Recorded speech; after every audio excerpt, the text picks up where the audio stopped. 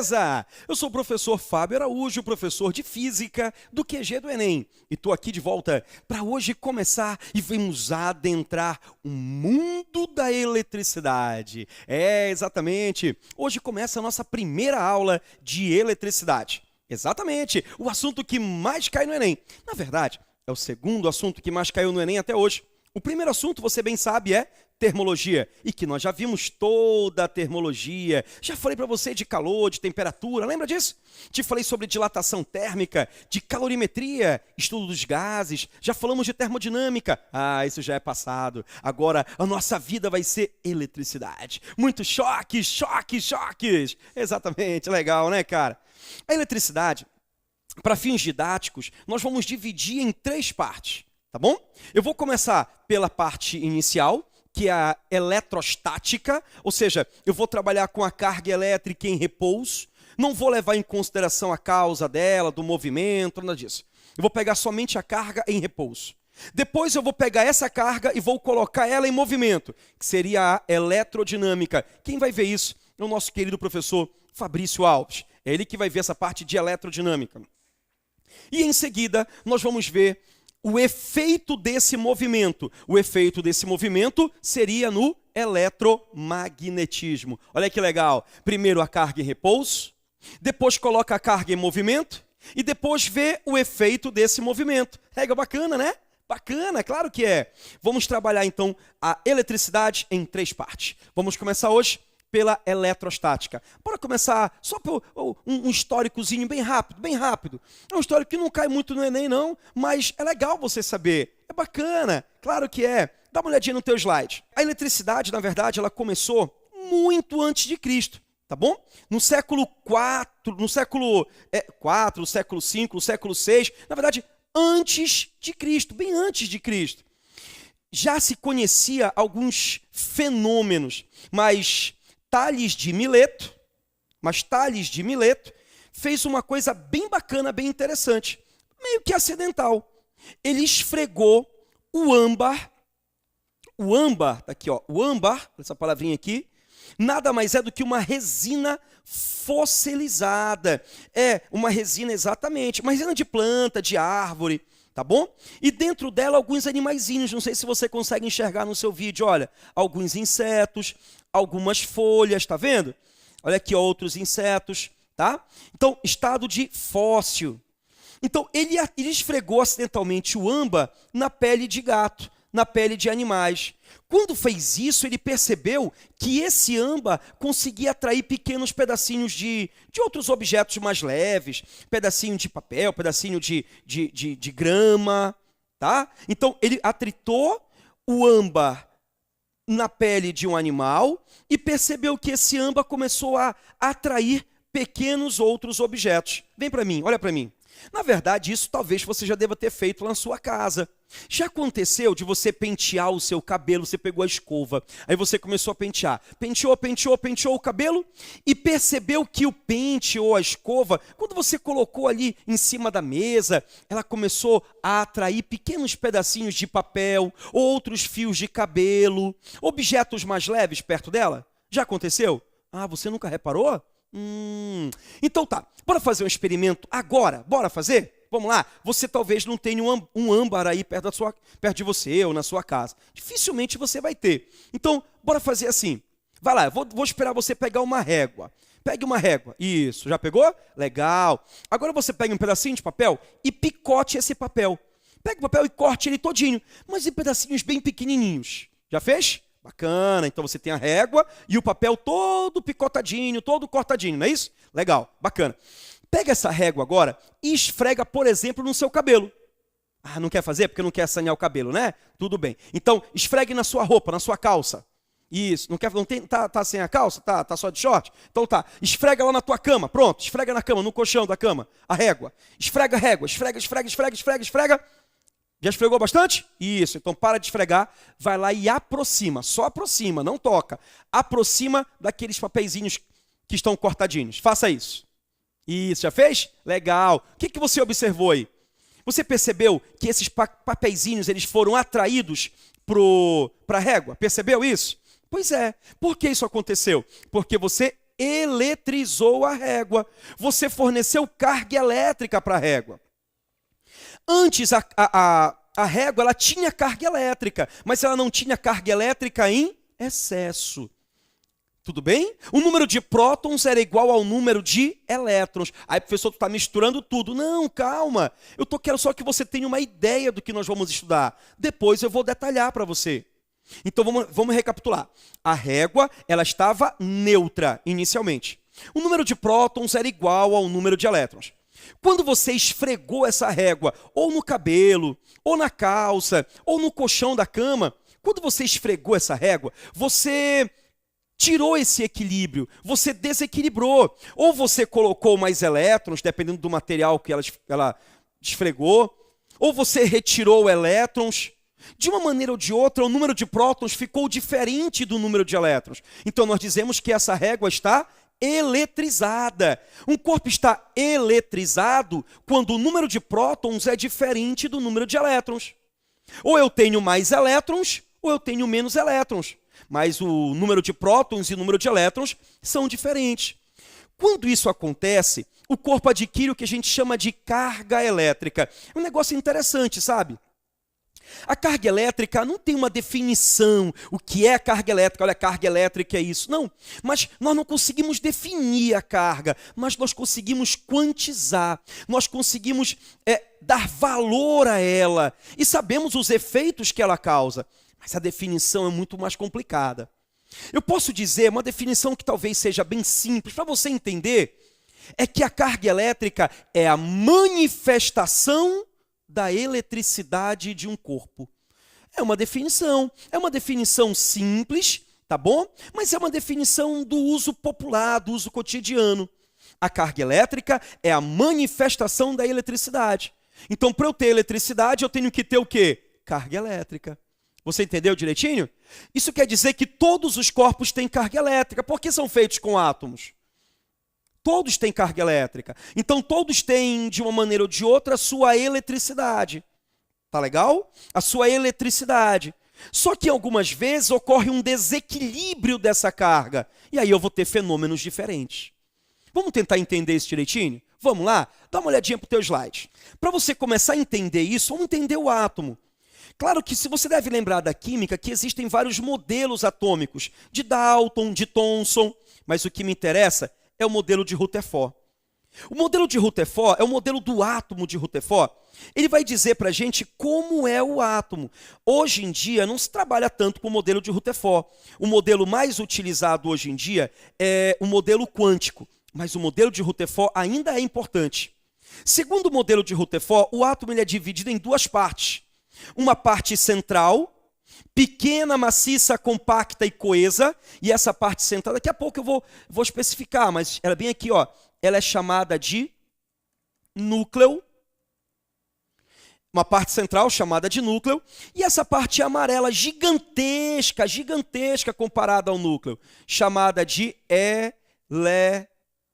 eletrosfera, que é justamente o local onde a gente vai encontrar quem? Os elétrons, isso mesmo. Vem para mim, vem para mim. Olha aqui, ó. Rutherford, ele fez uma experiência clássica que você aprendeu lá na química, com o teu professor de química, né? Ele pegou um canhão e dentro desse canhão de chumbo, ele colocou o polônio, que começava a emitir partículas alfa. Na frente do polônio, ele colocou uma placa, uma lâmina fina de ouro. Ouro é um metal nobre, exatamente, o ouro. Se usava muito ouro na época, né, para fazer experiência, por ser um metal nobre, um excelente condutor de eletricidade. E envolvendo essa lâmina de ouro, ele colocou o sulfato de zinco. Na verdade, é um material fotossensível, sensível à luz, sensível à radiação. E quando essas partículas alfas que vinham do polônio, do material radioativo, alguns dizem que foi o rádio, aí existe uma pequena discussão em cima disso, mas não importa, emitia partículas alfa. Essas partículas alfas, um detalhe interessante era isso. Quando elas incidiam na placa de ouro, a maior parte das partículas alfas atravessavam sem sofrer desvio nenhum.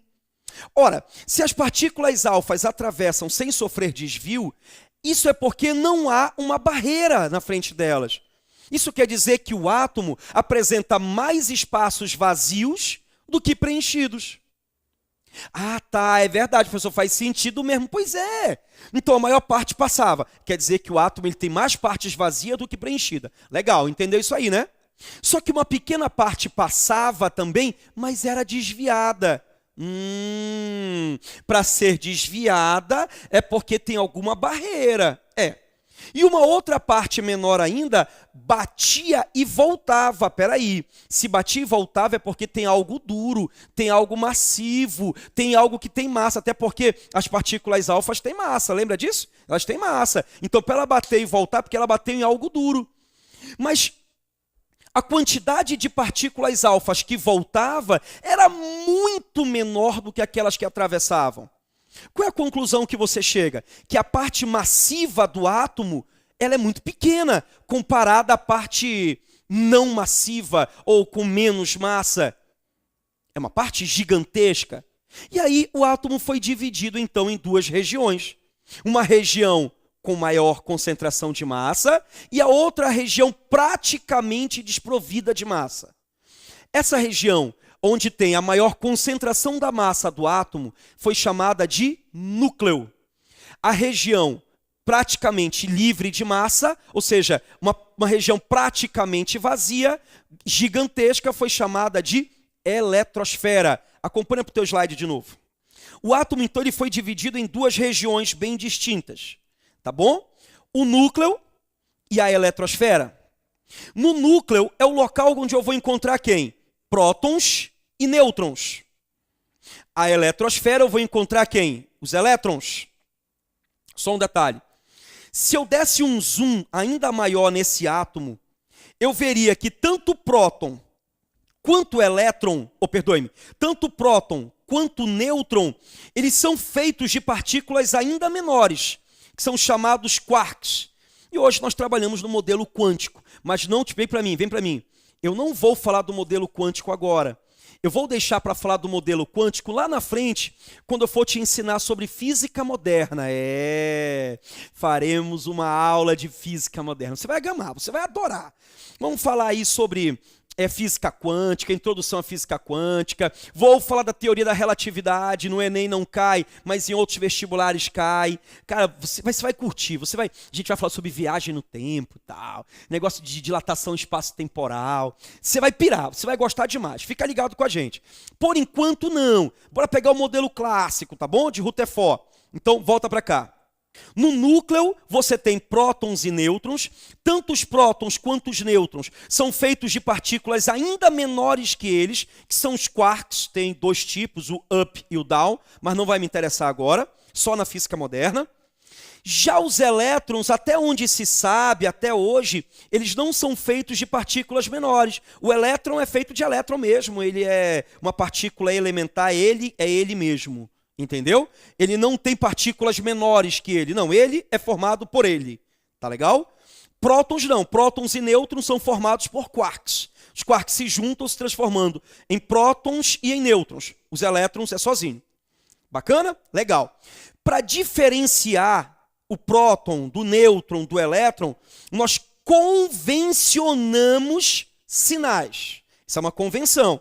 O próton, nós dizemos que ele apresenta carga positiva. O elétron, nós dizemos que possui carga negativa. Vem para mim agora. Essa história de positivo e negativo, meu filho, é só uma convenção. Eu poderia dizer que o próton tem carga João e o elétron carga Maria, que não ia ter problema nenhum. Isso é só uma convenção. É para diferenciar quem é o mais pesado, quem é o mais leve, quem está no núcleo, quem está na eletrosfera. Na verdade, na prática, não existe um maisinho vibrando no núcleo, um menoszinho girando ao redor do núcleo. Isso não existe na prática. Você entendeu? É só para diferenciar. Tá legal? E foi visto, olha para o teu slide de novo, e foi visto, que foi percebido que os nêutrons não possuíam carga, era carga nula. Tá bom? Não confunde nêutron com corpo neutro. Tá? Daqui a pouco eu vou mostrar essa diferença. Não confunde o nêutron. Nêutron não tem carga. Carga é representado pela letra Q. A carga do nêutron é zero. Não tem carga elétrica. Quem é que tem carga, então? O próton e o elétron. O detalhe interessante é que a carga do próton é exatamente igual em módulo à carga do elétron. Sim, sim, sim. Eu posso dizer que a carga do próton é exatamente igual à carga do elétron. Elétron é um E com um tracinho em cima. Mas só toma cuidado porque eles são iguais em módulo. O que significa módulo, Profínio? Não entendi. O módulo quer dizer que eu vou só trabalhar com o valor da carga, o valor numérico. O sinal é diferente, que é para justamente diferenciar o próton do elétron. Tudo bem? Legal, bacana. Já sei então que um é positivo, outro é negativo, outro não tem carga. A unidade de carga, eu não tenho que ter unidade de massa. Eu falo para você, qual a sua massa? E você me diz 80 quilogramas, 100 quilogramas. É a unidade da massa. A carga também. A carga também tem unidade. A unidade de carga no sistema internacional é o coulomb. Se escreve coulomb, mas se fala coulomb. Simbologia é o C maiúsculo, tá bom? Czão, C grande, C maiúsculo. Isso quer dizer que a carga do próton e a carga do elétron, que tem o mesmo valor, é a chamada de carga elementar. Representado por essa letrinha aqui, ó, é o Ezinho. A carga do próton e do elétron sempre vale o mesmo valor. Vale 1,6 vezes 10 elevado a menos 19 coulombs. Vem para mim.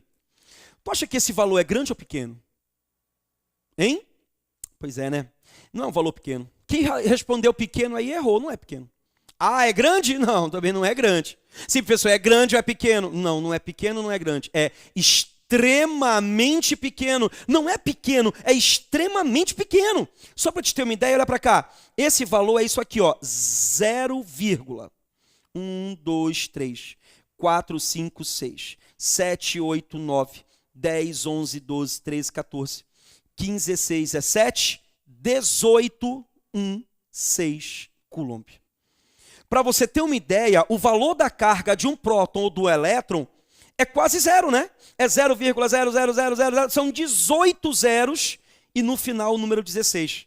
É 18, só lembrando, porque aqui está 19, né? Por que eu coloquei 18? Já tem uma casazinha bem aqui, ó. 18 com essa casa, né? Fica 19. Tá legal? São 18 zeros. É um valor que se aproxima muito do zero. Ou seja, a carga elétrica do próton e a carga elétrica do elétron, ela é tão pequena, mas tão pequena, que ela recebeu o nome de carga elementar. Elementar, de tão pequena que ela é. Tá legal? Então, beleza, vem para mim agora. Bora só recapitular o que a gente aprendeu, que isso vai ser importante. O átomo, então, ele é dividido em quantas partes? Fala para mim. 2. Quais são as duas? Núcleo e eletrosfera. No núcleo eu tenho quem? Prótons e nêutrons. Na eletrosfera, os elétrons. Os elétrons estão parados ou estão em movimento? Em movimento. Segundo o Rutherford, o modelo dele, ele comparou com o modelo planetário. No modelo planetário você tem, lembra? O Sol e os planetas girando ao redor do Sol. No modelo atômico também. Você tem o núcleo e os elétrons girando ao redor do núcleo. Tudo bem? Está acompanhando direitinho isso aí? Bacana, legal. Tamo junto, hein? Bora continuar. No núcleo eu tenho prótons e tenho nêutrons. Prótons, carga positiva. Nêutrons, não tem carga. Na eletrosfera eu tenho os elétrons que ficam girando. Eles têm carga negativa. Lembrando que o valor da carga do próton é exatamente igual ao valor da carga do elétron. A gente chama isso de carga elementar. O valor é igual, mas o sinal é diferente. Próton tem carga positiva, elétron tem carga negativa. Claro isso na sua cabeça? Vou precisar disso, hein? Vamos lá. O valor, só voltando aqui um detalhe, o valor de um coulomb, o valor de um coulomb é extremamente grande. Um coulomb é muito grande. Tá? Parece que não, mas é muito grande. Um coulomb de carga é muita coisa mesmo. Uma quantidade gigantesca de elétrons, tá bom? É muito grande. Exatamente por isso, na eletricidade, na eletrostática, nós trabalhamos com submúltiplos. Submúltiplos são valores pequenos da carga. Então nós temos o milicoulomb, o microcoulomb, o nanocoulomb e o picocoulomb. tá bom? O milicoulomb é representado por mc e vale 10 elevado a menos 3 coulomb. O microcoulomb é mic, letra grega, mic, que vale 10 elevado a menos 6. O nanocoulomb é o nc, nanocoulomb, nc, e vale 10 a menos 9. E o picocoulomb, picocoulomb, pc, e vale 10 a menos 12.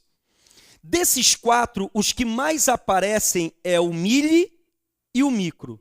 São os dois que mais aparecem em prova, mas é muito importante você saber os outros dois também, de vez em quando aparece. Então é mili, micro, nano, pico.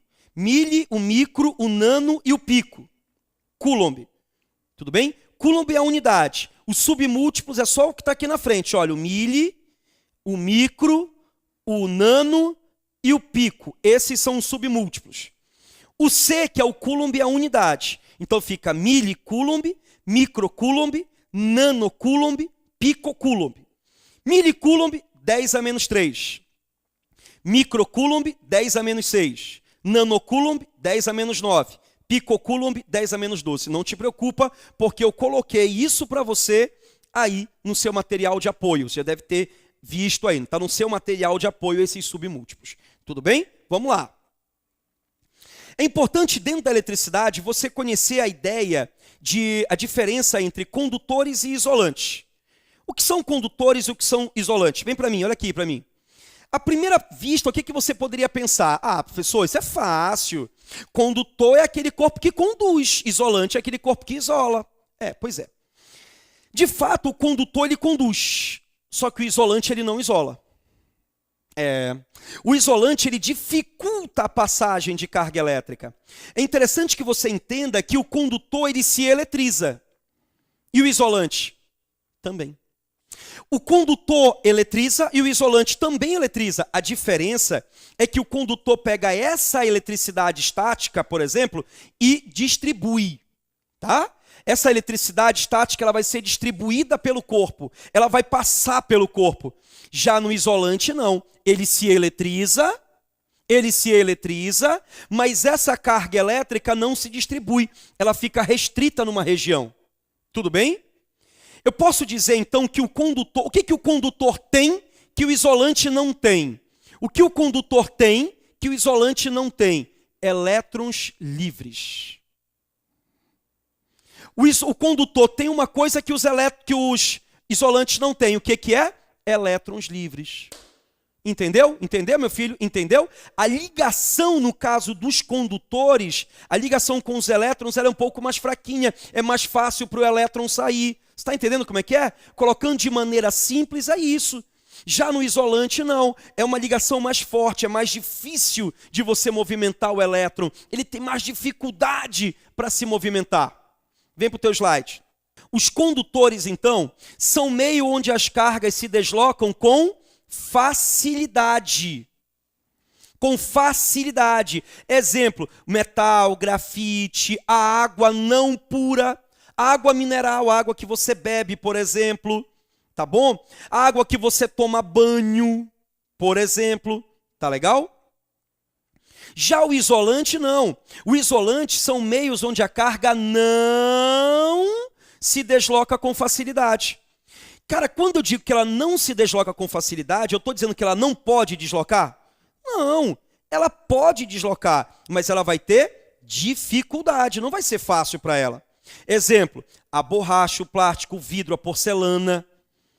São exemplos. A água pura, H2O, água pura. A água pura é isolante. A água mineral é condutora, mas é por causa dos sais minerais diluídos nela, né? O seu corpo é um bom condutor de eletricidade. Tá bom? Bacana. Essa palavra isolante, ela é chamada também de dielétron. Então, olha só, presta atenção. Olha a ideia aqui, olha. O que seria um corpo dielétrico? Dielétrico. Um corpo dielétrico nada mais é do que um isolante elétrico. Isso mesmo. Um dielétron. Dielétron é um isolante. Isolante. Olha para cá. O ar, cara, o ar ele tem uma grande rigidez dielétrica. É isso mesmo. O ar, ele é um isolante elétrico. É sim, cara. O ar é um isolante elétrico. Agora sim, o ar seco, ele tem uma maior capacidade de isolamento do que o ar úmido. Sabia disso? Sabia, com certeza sabia.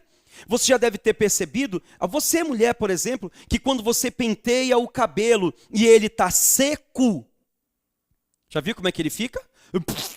Né? Fica alto. Mas por que ele fica alto? Porque quando você penteia o cabelo e ele está seco, você penteia, você atrita o seu pente, a sua escova no cabelo. Você arranca elétrons do cabelo. Logo, ele adquire carga elétrica. Como o ar ele é um isolante, essa carga ela não vai ser dispersada para a atmosfera.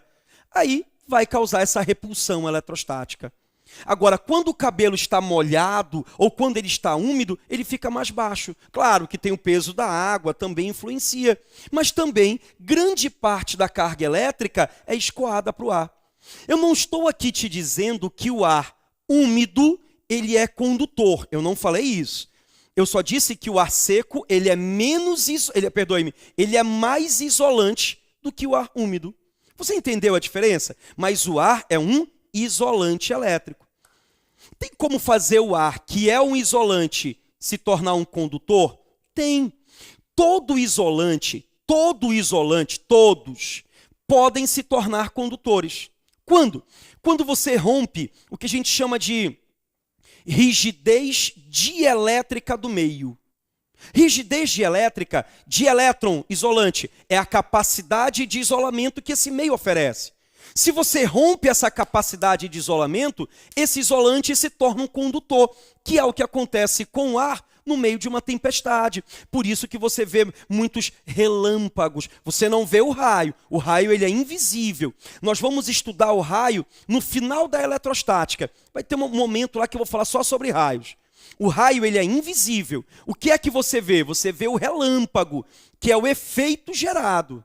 Tá legal? Tá bacana? Tá entendendo direitinho? Legal, bacana, hein? Bora continuar então? Tá legal? Acompanha aqui no teu slide. Eu tenho aqui o que seria um corpo eletrizado? Um corpo eletrizado é um corpo que tem um desequilíbrio, tem falta de carga elétrica. Nesse caso, se você lembra bem, vem para mim rapidinho. Você lembra que o átomo tem núcleo, prótons e nêutrons e eletrosfera? Pois é. Você acha que é mais fácil eu arrancar um próton, que é muito pesado, tem uma massa aí de mais de 2.000 vezes maior que a massa do elétron? Você acha mais fácil arrancar o próton, que é pesado, ou arrancar o elétron, que é leve? Você acha mais fácil arrancar um próton, que está no núcleo, ou você acha mais fácil arrancar um elétron, que está na eletrosfera? O que você acha que é mais fácil? Claro, eu tenho certeza que você disse que é mais fácil arrancar o elétron. Então, olha só, num corpo eletrizado, ele vai ser eletrizado quando houver um desequilíbrio.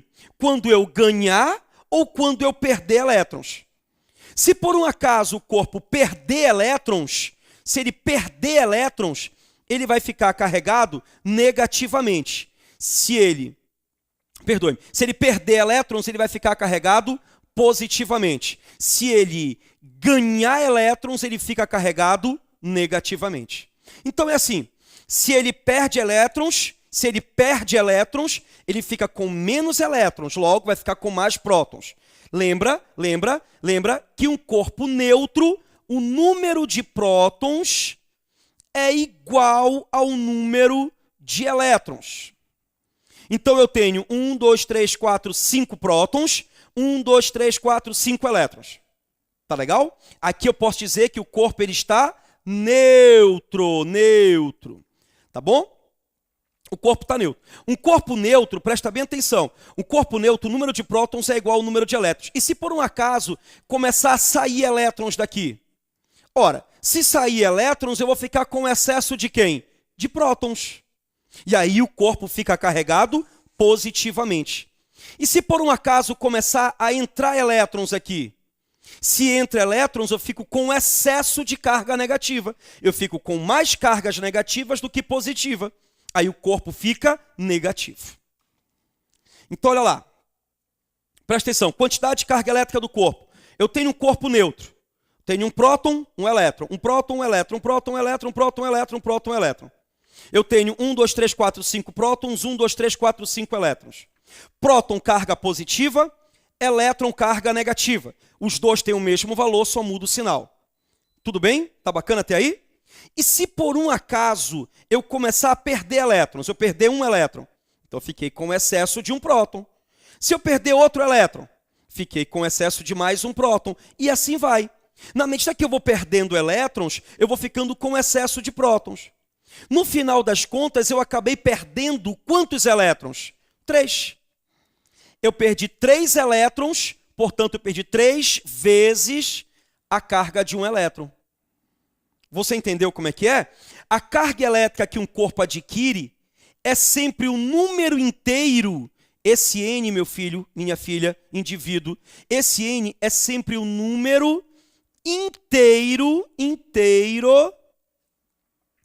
de elétrons. É um número inteiro, porque eu não posso perder meio elétron, eu não posso ganhar meio elétron, eu só posso ganhar ou perder um número inteiro de elétrons. Então, a carga que o corpo adquire é o número inteiro de cargas elementares. Lembrando que esse E é a carga do próton ou a carga do elétron, é a carga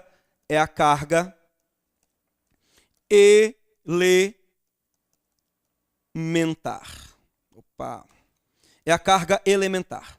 Tudo bem? Legal, legal, legal. Bora passar. Presta atenção. Lei da atração e repulsão. Essa aqui você entende bem. Cargas de mesmo sinal se repelem e sinais contrários se atraem. Ou seja, positivo com positivo. Bora voltar aqui para você ver de novo. Bora, bora. Lá vai, lá vai, lá vai. Positivo com negativo, atrai. Positivo com positivo, repele. Negativo com negativo, repele. Então, é a lei da atração e repulsão das cargas. Cargas de mesmo sinal se repelem e sinais contrários se atraem.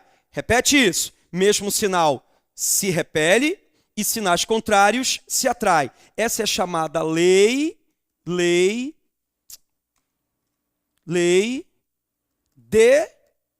Dufay. Lei de Dufay, tá bom? Lei de Dufay. Foi o cara que idealizou isso aí, né? Que estudou primeiro isso. Então, cargas de mesmo sinal se repelem, sinais contrários se atraem. Tá, beleza? Bacana, então você já entendeu a lei de Dufay. Vem para mim. Você já entendeu a lei de Dufay, né? Já entendeu a lei de Dufay. Cargas de mesmo sinal se repelem, sinais contrários se atraem. Positivo com positivo, repele. Negativo com negativo, repele. Positivo com negativo, atrai. Bacana. Olha só, cara, você já entendeu o que é a carga elétrica? Já entendeu como é que eu posso, na verdade, retirar elétrons, colocar elétrons? Já percebeu que se eu retiro elétrons, o corpo fica positivo? Se eu coloco elétrons, o corpo fica negativo. Legal, mas eu quero que agora você fique comigo. Fica comigo, espera um pouquinho, eu vou só ali beber uma água rapidinho e já volto. Tá legal? Pausa para os comerciais, hein? Já volto. Me aguarda!